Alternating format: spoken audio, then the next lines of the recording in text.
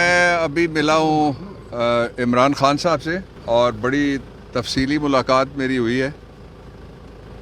اور اس ملاقات کے حوالے سے پہلے میں آپ کو یہ بتانا چاہتا ہوں کہ عمران خان نے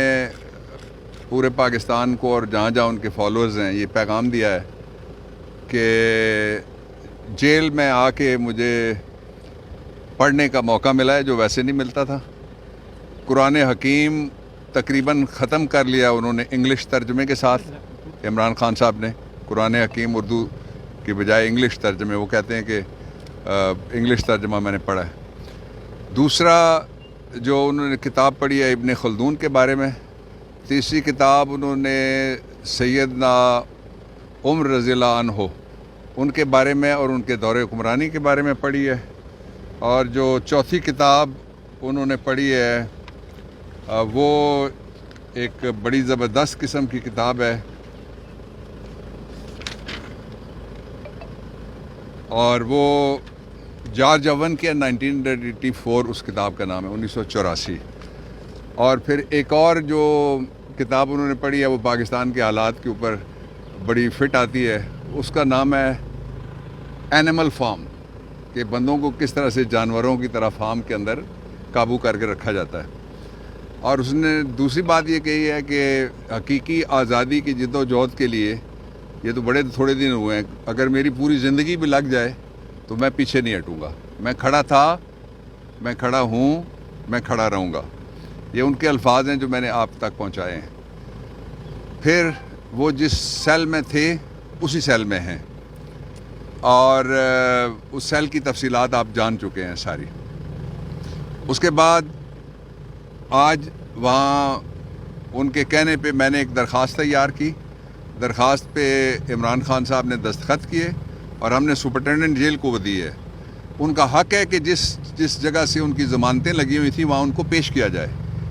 اب نہ ان کے پیش کرنے کی وجہ سے ان کا بنیادی حق متاثر ہوا ہے، رائٹ ٹو ڈیفینڈ، جس کے بارے میں آج سپریم کورٹ آف پاکستان نے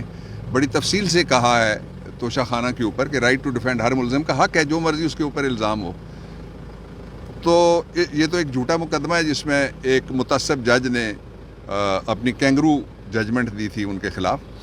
تو وہ انہوں نے یہ کہا ہے کہ پھر ہم نے وہ درخواست لکھ کے سپرنٹینڈنٹ کو ریسیو کروائی ہے۔ اس درخواست میں ہم نے یہ کہا ہے کہ جہاں جہاں عمران خان کی تاریخیں ہیں یا ضمانتیں ہیں وہاں ان کو پیش ہونے کے لیے پروڈکشن آرڈر جاری کیا جائے۔ ان کو عوام سے دور رکھنے کے لیے عدالتوں سے بھی دور رکھا جا رہا ہے، جو صریح خلاف ورزی ہے آئین کی اور قانون کی۔ میں نے کور کمیٹی کے جو فیصلے ہیں ان کے حوالے سے اور جو پارٹی کے اور لیگل ہماری ٹیم کے جو ساری سٹرگل ہے اس کے بارے میں نے ان کو اس سے آگاہ کیا۔ ان کے پاس کوئی انفارمیشن کا ذریعہ اندر موجود نہیں ہے، اس لیے تفصیلی ملاقات میں انہوں نے مجھ سے مختلف چیزیں جو تھی وہ جاننا چاہیں جو میں نے ان کو بتائیں۔ اور اس کے ساتھ ہی انہوں نے جو پاکستان کے لوگ ہیں جس طرح سے انہوں نے یوم آزادی پہ اور خاص طور پہ پاکستان تحریک انصاف کے کارکن یوم آزادی پہ جس طرح سے وہ بڑی تعداد میں باہر نکلے اس پہ بھی انہوں نے سب کے لیے شاباش کہا ہے۔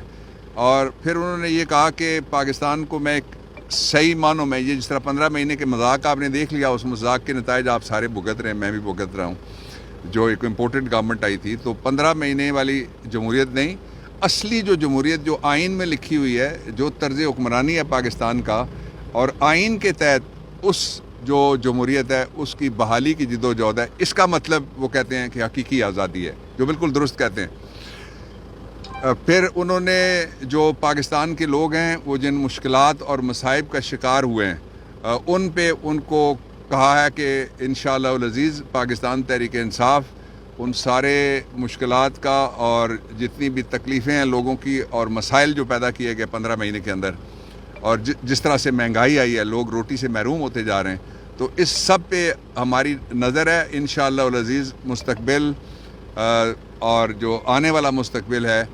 وہ انشاءاللہ پاکستان تحریک انصاف ہے۔ ساتھ ہی انہوں نے یہ ہدایت کی ہے کہ 90 روز میں الیکشن منعقد کروانے کے لیے فوری طور پہ کور کمیٹی نے پہلے ہی فیصلہ کیا ہوا ہے، انہوں نے کہا فوری طور پہ سپریم کورٹ سے رجوع کیا جائے۔